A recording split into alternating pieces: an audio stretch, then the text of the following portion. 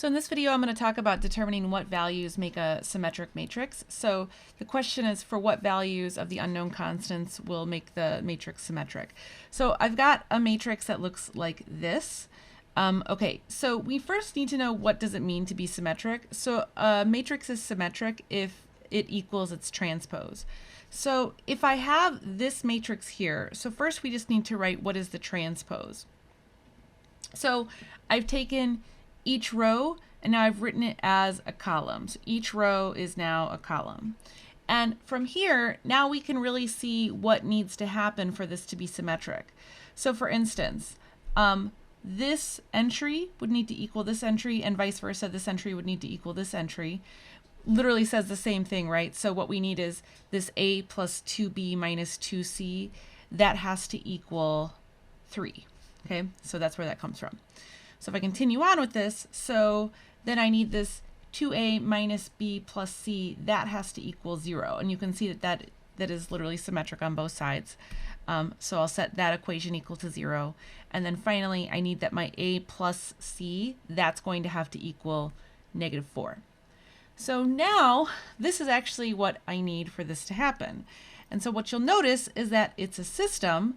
So since it's a system of linear equations, 3 variables, three equations, 3 unknowns, we can just use matrices to solve this. So ironically, it's a matrix within a matrix.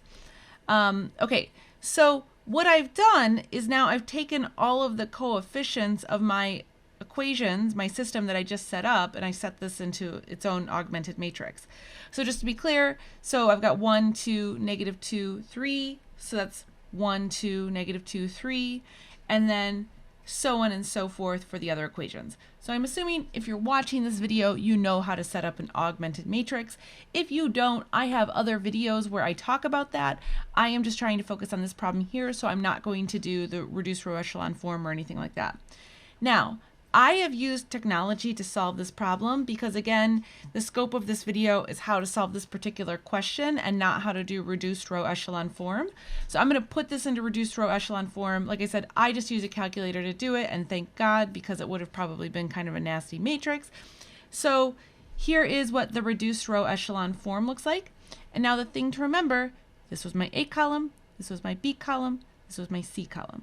So when I interpret this, I have my A is equal to 3/5, my B is equal to -17/5, and my C is equal to -23/5. And so those are the values then to answer our original question here.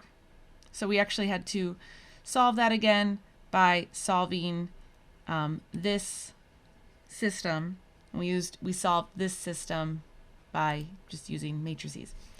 Okay. And so that's it for this one. So if you found that helpful, consider hitting that like button or the subscribe button. And otherwise, I'll talk to you guys in another video. Bye for now.